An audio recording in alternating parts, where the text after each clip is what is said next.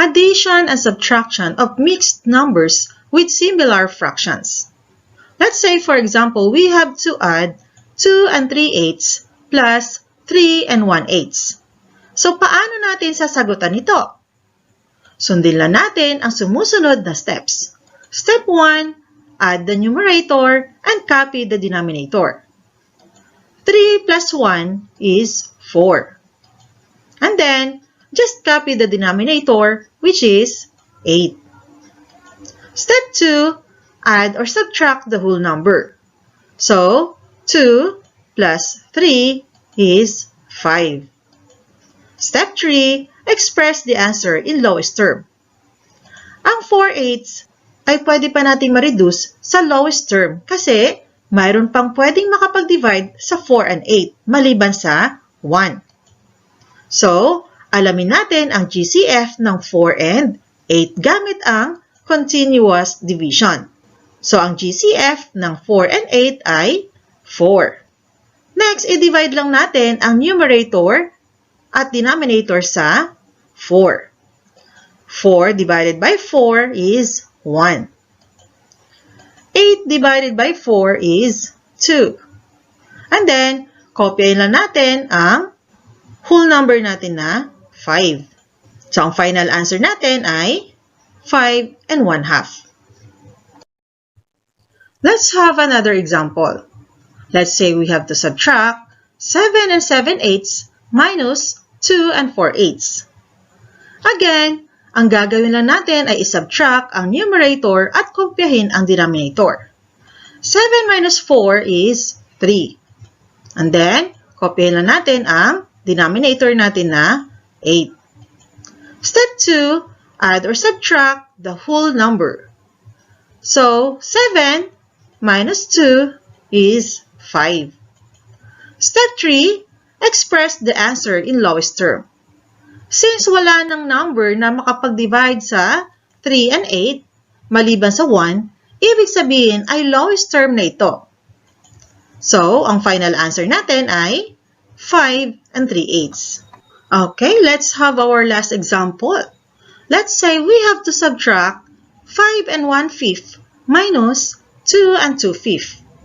Kung mapapansin mo, ang fraction sa minuend ay mas maliit ikumpara sa fraction ng subtrahend. Ibig sabihin, wala tayong mababawas na 2/5 sa 1/5. Kaya, kailangan nating mag-borrow ng 1 whole sa 5. So, babawasan lang natin ng 1 si 5. Kaya, magiging 4 na lang siya. Now, yung 1 whole na iniram natin sa 5 ay gagawin nating fraction. Paano? Madali lang. Since ang denominator natin ay 5, ang 1 whole na hiniram natin ay magiging 5/5. Tandaan na ang 4 and 5/5 is equal to 5. Now, add lang natin ang 5/5 plus 1/5 equals 6/5. And then, kopyahin lang natin ang whole number na 4. So, ang 5 and 1/5 ay naging 4 and 6/5 na ngayon. Minus 2 and 2/5. So, mas malaki na ngayon ang minuend na 6/5 kaysa subtrahend na 2/5. Kaya, maaari na natin ngayong i-minus ang numerator. 6 minus 2 equals 4. At kopyahin lang natin ang denominator natin na 5. And then, i-minus rin natin ang whole number. 4 minus 2 is 2. Now, ang 4/5 ay lowest term na kasi wala nang number na pwedeng makapag-divide sa 4 and 5 maliban sa 1. Kaya, ang final answer natin ay 2 and 4/5. Now, let's have addition and subtraction of mixed numbers with dissimilar fractions naman. So, mayroon 3 method akong ituturo sa iyo. Mamaya, mamimili ka na lang kung saan ang mas madali para sa iyo. Okay? Let's say we have to add 5 and 1/3 plus 5 and 5/6. So first, add lang natin ang whole number muna. 5 plus 5 is 10. And then, i-change natin ang dissimilar fraction na ito to similar fraction. So, kopyahin lang muna natin ang dissimilar fraction. Next, alamin natin ang LCD or least common denominator ng 3 and 6 by listing their multiples. Multiples of 3 are 3, 6, 9, 12, and so on. Multiples of 6 are 6, 12, 18, and so on. Now, alin ang mas mababang common multiple of 3 and 6? Tama! 6. So, itong 6 ngayon ang ating magiging bagong denominator. At para alamin ang bagong numerator, ay i-divide lang natin ang bagong denominator sa lumang denominator. 6 divided by 3 is 2. Times 1 is 2. Next, 6 divided by 6 is 1. Times 5 is 5. So, ang 2, 6, and 5, 6 ay similar fraction na. Kaya, maaari na nating i-add ang numerator. 2 plus 5 is 7. And then, copy the denominator, which is 6. Next, kopyahin din natin ang whole number na 10. Now, dahil ang 7, 6 ay improper fraction, we have to change it to mixed number. So, just divide the numerator and denominator. 7 divided by 6 is 1 and 1/6. And then, add lang natin ang whole number na 10 at ang 1 and 1/6. So, add muna natin ang whole number. 10 plus 1 is 11. And then, kopyahin lang natin ang 1/6. So, the answer is 11 and 1/6. Now, let's try to answer the same problem using butterfly method naman. So, first, add muna natin ang whole number. 5 plus 5 is 10. And then, kopyahin muna natin itong dissimilar fractions na 1/3 and 5/6. Now, atin itong i-cross multiply. 6 times 1 is 6. 3 times 5 is 15.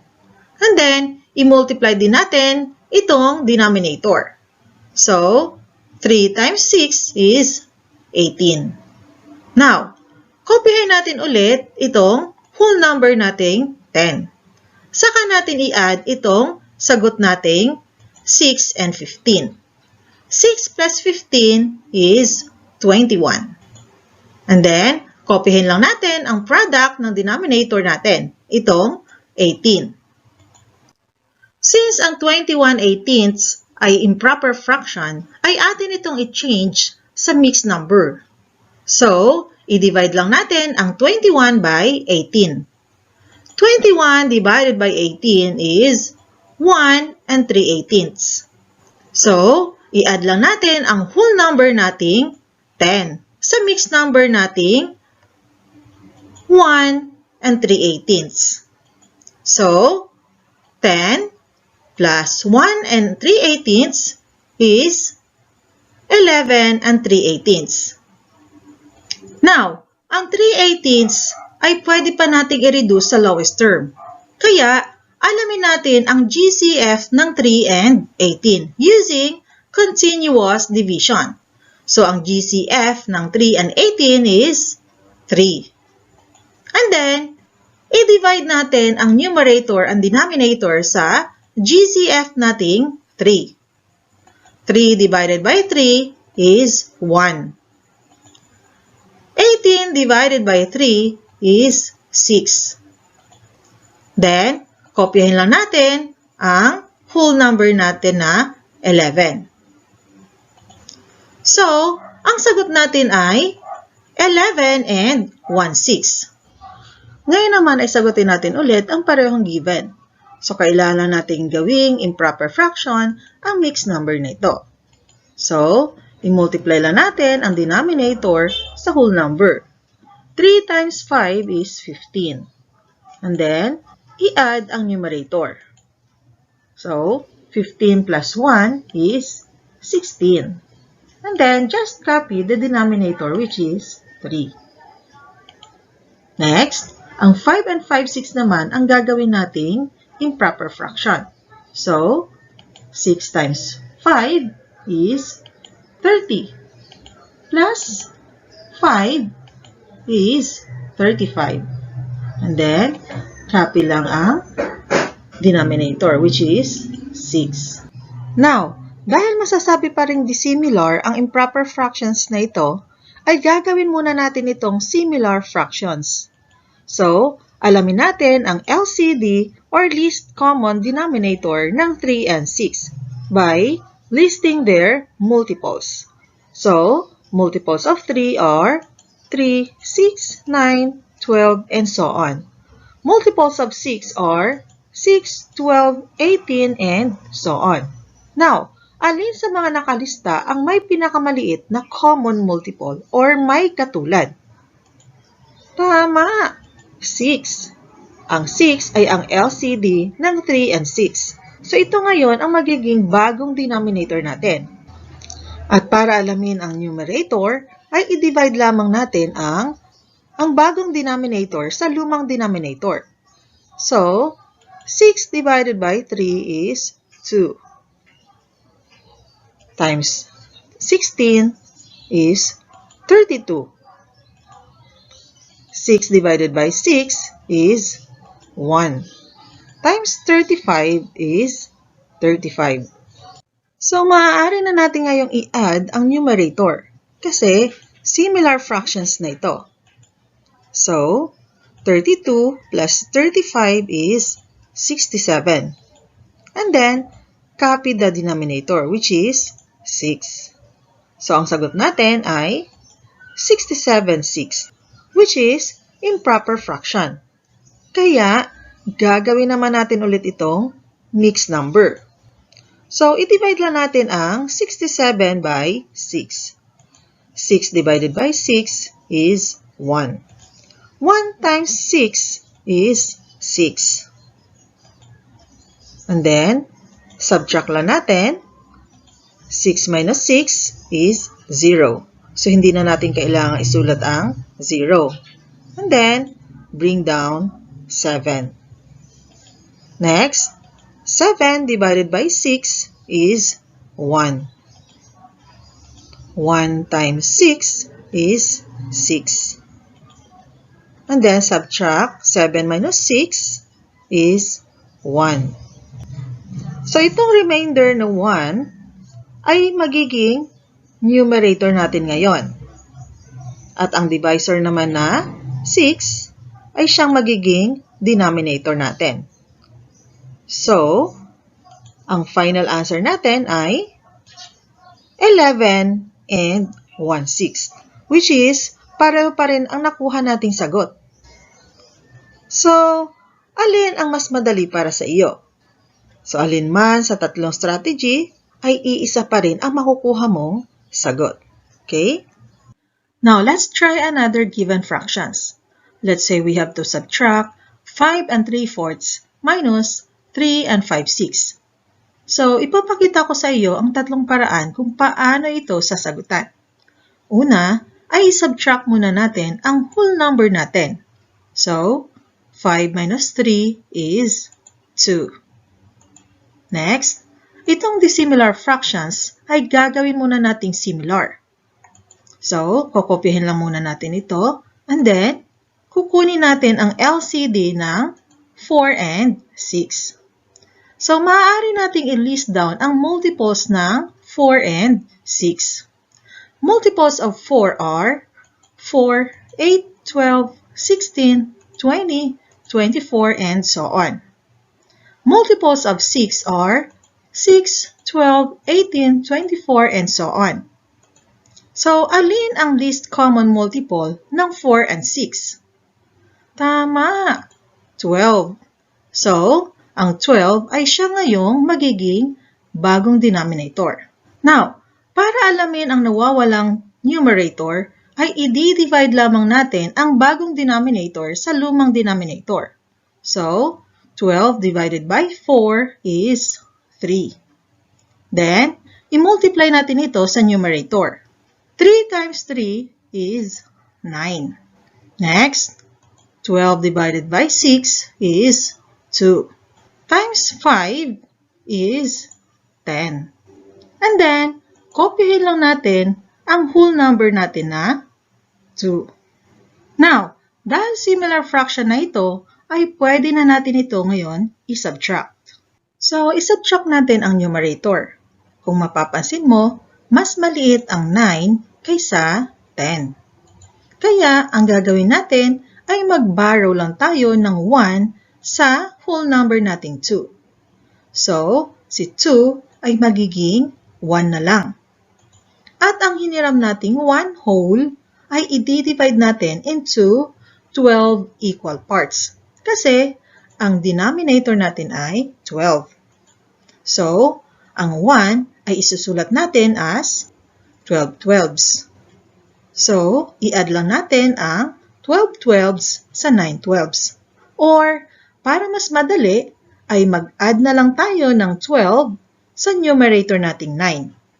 So, 9 plus 12 is 21. So, ngayon ay mas malaki na ang 21 kaysa 10. Kaya, pwede na natin itong i-minus. So, 21 minus 10 is 11. And then, copy the denominator, which is 12. At kopyahin din natin ang whole number nating 1. So, ang sagot natin ay 1 and 11 12ths. At ito ay lowest term na. Ngayon naman ay sagutin natin ang parehong given fractions gamit ang butterfly method naman. So, subtract lang natin muna ang whole number. So, 5 minus 3 is 2. And then, kopyahin lang muna natin ang dissimilar fractions na ito. And then, i-cross multiply natin ito. 6 times 3 is 18. 4 times 5 is 20. At i-multiply din natin ang denominator. So, 4 times 6 is 24. Now, i-subtract natin ang nasa itaas. Since wala tayong makukuhang 20 sa 18, kasi mas maliit ang 18 kaysa 20, kailangan natin mag-borrow sa whole number ng 1 whole. So, magiging 1 na lang ang 2. And then, ang 1 whole na hiniram natin ay i-divide natin sa 24 equal parts. Or, mag-add na lang tayo ng 24 sa 18. Kasi, ang denominator natin ay 24. So, 18 plus 24 is 42. Now, maaari na natin ngayong isubtract. So, 42 minus 20 is 22. And then, copy lang natin ang denominator which is 24. At, kopyahin din natin ang whole number na 1. Now, ang 22, 24 ay maaari pa nating i-reduce sa lowest term. So, alamin natin ang GCF ng 22 and 24 gamit ang continuous division. So, ang GCF ay 2. Now, i-divide natin ang numerator at denominator sa GCF na 2. So, 22 divided by 2 is 11. 24 divided by 2 is 12. And then, copy lang natin ang whole number. So, ang final answer natin ay 1 and 11 12ths. Now, isa pa sa paraan upang sagutin ang katulad na problem ay sa pamamagitan ng pag-change sa mixed number into improper fraction. So, i-multiply lang natin ang denominator at whole number. So, 4 times 5 is 20. Plus 3 is 23. And then, copy lang natin ang denominator. Next, ganun din ang gagawin natin sa 3 and 5, 6. So, 6 times 3 is 18. Plus 5 is 23. Then, copy lang din natin ang denominator which is 6. Now, since masasabi pa rin nating dissimilar fraction itong improper fractions, ay i-change natin ito into similar fractions. So, alamin natin ang LCD ng 4 and 6. I-list down lang natin ang multiples ng 4 and 6. Multiples of 4 are 4, 8, 12, 16, and so on. Multiples of 6 are 6, 12, 18, and so on. So, alin ang least common multiple ng 4 and 6? Tama! 12. So, ang 12 ay siyang LCD natin. So, ito ngayon ang magiging bagong denominator natin.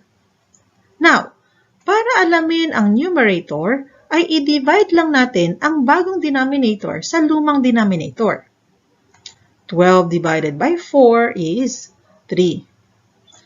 Times 23 is 69. Next, 12 divided by 6 is 2. Times 23 is 46. So, ayan, similar fractions na. So, maaari na natin itong i-minus. 69 minus 46 is 23. And then, copy lang natin ang denominator which is 12. Now, maaari pa nating i-reduce sa lowest term ang sagot natin. So, dahil ito ay improper fraction, i-change natin ito sa mixed number. So, i-divide lang natin ang numerator at denominator. So, 23 divided by 12 equals 1 and 11 twelfths.